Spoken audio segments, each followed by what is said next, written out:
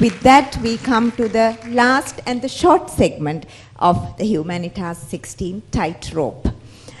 To begin this, before we begin this segment called Live the Life You Love, let's watch a very, very short video clip.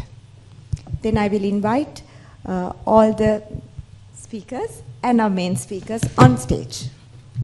Many years ago, first time when I was in the United States, they took me to restaurants which was TGIF. I said, what's TGIF? They said, thank God it's Friday. I said, what? No, the thing is Friday afternoon means already they stopped working and they're thinking of a party. So they're living for the weekend. One who suffers the week and lives for the weekend is a very measly life, isn't it? How come you don't enjoy the week? It's very important that you don't make this distinction, what is work and what is life. If what you're doing is not your life, please don't do it. From the moment we are born till we fall dead, we're doing only life, life and life alone, nothing else but life. Work shouldn't be like death. Okay, so for the third segment, Live the Life You Love, I invite back on stage our two main speakers, Professor Pathiran as well as Dr. Inoka, and all our friends who are new graduates on stage. We are going to have a joint session actually. So while they sit, I invite you to take a look at this painting again. It's by Chanindu Vijaypala.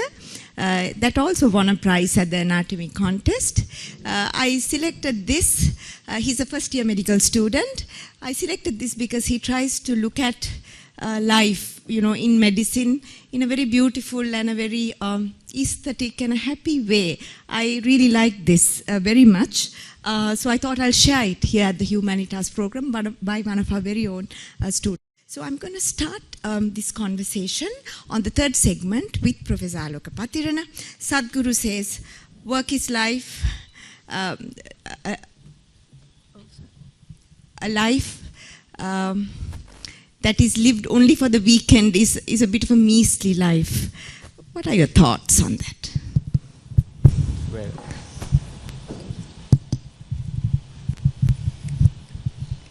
that's what we do most of the time, because we wait for our weekends, off days as doctors, because we want, I think the main reason is because we want a change.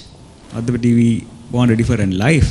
We want to change because I think most of us get bored with one kind of thing that we do. So when we work, we want to change. So that is the reason why probably people wait till the Friday and then enjoy, because that's basically for a change. But at the same time, when we are working, it should not be a chore, we should enjoy the work. Particularly medicine, we are lucky in that way, because the job we do gives us so much joy. Because particularly in clinical medicine, we know that every patient you meet, if you do an operation, patients who have undergone surgery, so when we see success and when we see that the patients are happy, that gives us real joy, real happiness.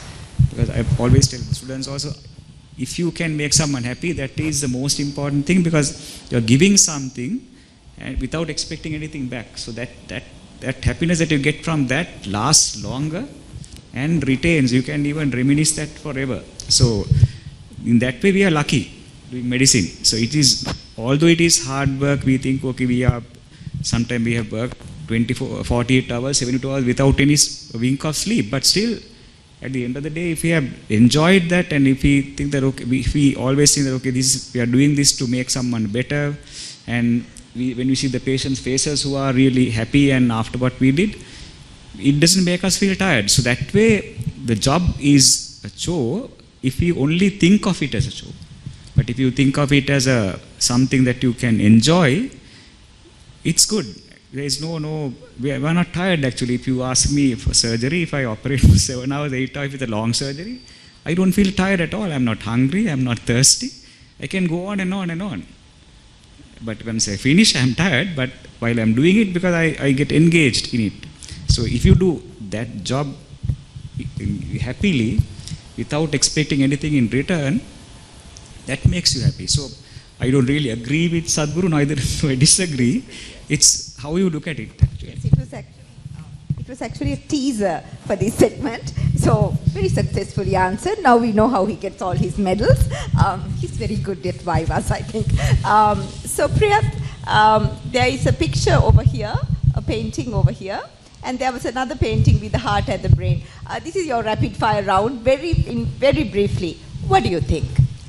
Yes, madam. So, based on the previous picture that was shown, heart and a brain in balance, based on that image, I'll give you a quick tip to make your lives a bit more happier. So, what I feel the brain represents is all the logic and reasoning, and that is active when you think about what is the best way to do something, what is the most efficient way to do something, how can I do this in the least possible amount of time. While the heart, on the other hand, represents all your emotions, and that is active when you're thinking about, is what I'm doing, is it right? Or will I feel happy by doing this? So how are you going to balance those two? Ideally, it would be best if you can balance, but that is not so the case when it comes to most of us. So in order to tell you how this applies, I'll tell you an example from my own life as a medical student. So there's this concept called, because as soon as you enter medical school, you're faced with a lot of exams, one after the other. And of course, with these exams, what most of us, including myself, what try to do is to get the most amount of marks as possible. And then there's distinctions, gold medals, and even in your finals, there's a merit ranks and everything. So sometimes you focus entirely and make that your primary goal, and you forget your why you actually learn this thing. So it is then that you should try to achieve this balance between your heart and your brain, because otherwise, if you focus only on that, there's this concept that I like to call the 16th second, where I actually heard from a valedictorian speech of, I think, some from the University of Oxford. And ever since I heard that speech, that really changed my life. Because what he said that if you focus only on getting good marks, only on your distinctions and your gold medals, and then say one day you get them, then you feel happy for, say, like 15 seconds. And then from the 16th second onwards, you will be like, okay, I got it, everything. I have a truckload of medals and everything, then so what? What am I going to do with it? But instead, if you had focused on the pleasure of learning and actually focused on why you learn this thing, then even after the 15th second, you will be happy for the rest of your life. So that is why I feel it's important to balance both your heart and your mind when taking decisions and acting. Thank you, Priyat. I think our graduates are very wise. I feel very happy. So the rapid fire round, quick question from Dulanja. Dulanja, what was the role that art played in achieving the balance of life for you here in the faculty? Very quickly. Yes, madam. I like to believe that every person wakes up with the battery full 100%, and as the day goes on, we spend it on each and everything.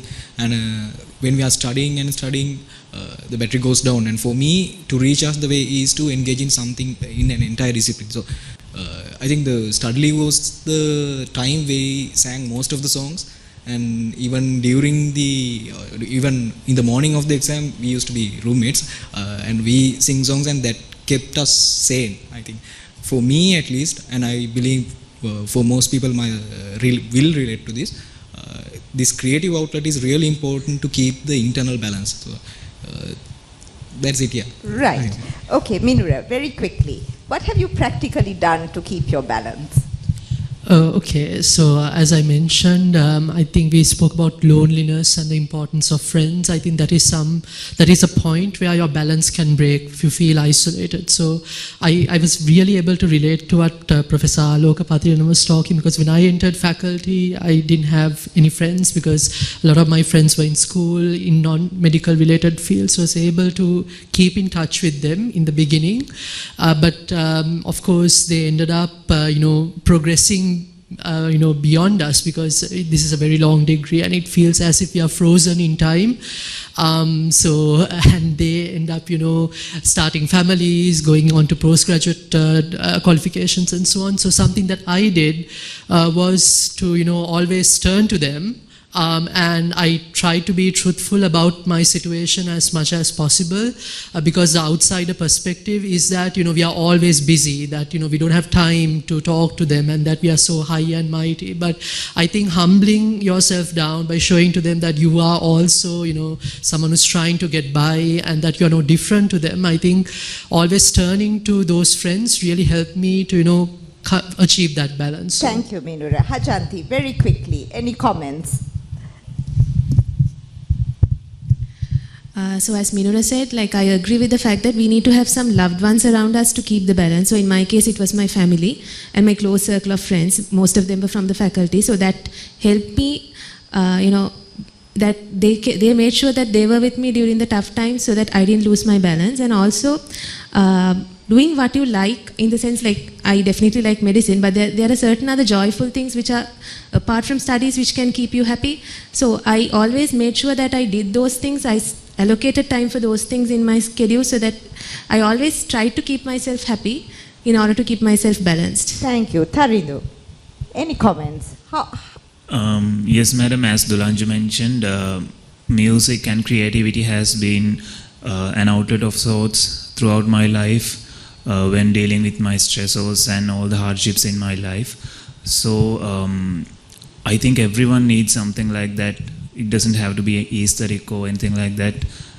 So everyone should have something of their sort which they can turn to when they have a lot going on in their minds, to make their lives easy. Right, thank you. So we have heard some very rapid answers from all our speakers today. We are going